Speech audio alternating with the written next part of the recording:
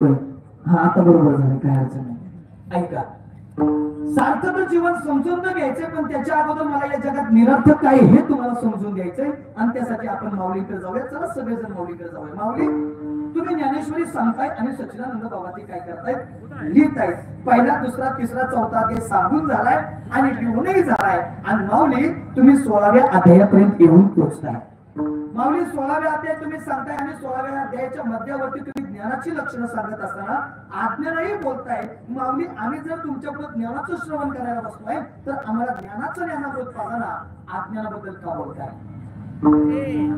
माझ्याकडे लक्ष द्या. माऊली, तुम्ही जर ज्ञान सांगताय ना, आम्ही जर ज्ञानाचं श्रवण करायला बसलोय तर आम्हाला ज्ञानाचं ज्ञानाबद्दल पाहताना आज्ञा का सांगताय? माऊली म्हणतात, उगाच म्हणत सांगायला लागलो असं नाही. या जगातल्या ज्ञानी आणि अज्ञानी लोकांची मी अवस्था बघितली आणि ती अवस्था बघितल्यानंतर ज्ञान सांगता सांगता आज्ञानही सांगणं तेवढंच मला गरजेचं वाटतंय, म्हणून मी आज्ञान सांगतोय. माऊली किती गोड बोलताय बघा. त्याच्या वेळेला लागे पण करावे पाहिजे प्रसंगी ते.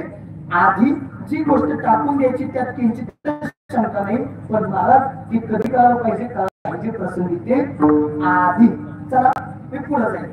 जी गोष्ट ज्या कामासाठी मिळाली आहे त्या कामासाठी जर तिचा यथासंग वापर झाला तर त्या गोष्टीची सार्थकता नाही, तर त्या गोष्टीची काय निरर्थकता आहे. तुम्ही सगळे शेतकरी का?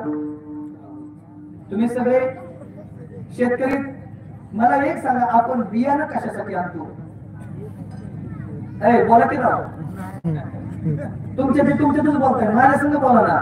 मला एक सांगा, सगळे शेतकरीत ना, आपण बियाणं कशाला आणतो? पेरायला. बाबा, बियाणं आणलं आणि पेरलं, पेरल्यानंतर उगवलं तर त्या बियाण्याची सार्थकता आहे का नाही? उगवलं तर बाबा काय उगवलं तर त्या बियाण्याची सार्थकता नाही, तर त्याची काय निरर्थकता आहे. आपण बोलतो म्हणतो वाया गेला. अजून एक शब्द विषयाला इकडे मोगम गेला आहे का? मोगम म्हणता का?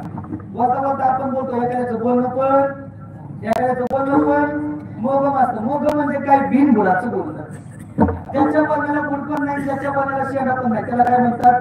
बिनबुडाचं बोलणं. विशाल महाराज गावात एकतरी असं म्हणत, ज्याच्या बोलण्याकडे अख्या गावाचं लक्ष नसतं. लोक म्हणतात, जाऊ त्याला का 5 मिनिटं काय बोलला त्याच्या लक्षात राहत नाही, कशाला त्याच्या नादी लागतात. याला काय म्हणतात? बाबा मोगम. मी नाही सांगत, माझ्या पदार्थ बोलणं मी या ठिकाणी आलोच नाही. कितीही शब्द वापरला, मोघाशय मोग कर्मानु हा ज्ञानोदय सुद्धा ज्ञानेश्वरीच्या 9व्या अध्यायात 172 क्रमांकाच्या ओळीत मोग शब्द वापरतात. मावळे किती गोड बोलतात बघा. याला जन्म नेते मोघ जैसे वार्षे मेघ का मृगजलाची तरंग दोन्हीच पाहावे. लक्षात येते का डोक्याचे वरून चाललंय? त्याकडे वाजलाय बरोबर चाललंय ना. म्हणजे जसं पावसाविना आलेले ढग निरर्थक आहे, जसं पाण्याविना भासणारं मृग जे व्यर्थ आहे ना, तसं जी व्यक्ती भजन करत नाही ना त्या व्यक्तीचं जीवन काय? कश्य जन्म निरर्थक. कारण मिळालाय कशासाठी? देवी दिला देह भजना भोगता तो या झाला फाटा बाधिकेचा किंवा औट हातका मानव देह.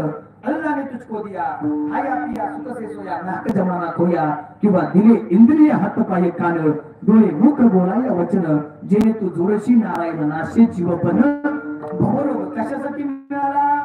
वचनासाठी मिळाला. मग तुकोब राया निरोध राया जीवन जगत असताना आम्हाला आमच्या जन्माची सार्थकता करायची. आम्ही नेमकं काय केलं पाहिजे सांगतो तो तुम्हाशी बाजारे विठ्ठला नाही तरी गेला. ज्या भगवंतानं अनमोल किमतीचा नरजन्म तुम्हाला दिलाय ना, त्या भगवंताचं काय करा?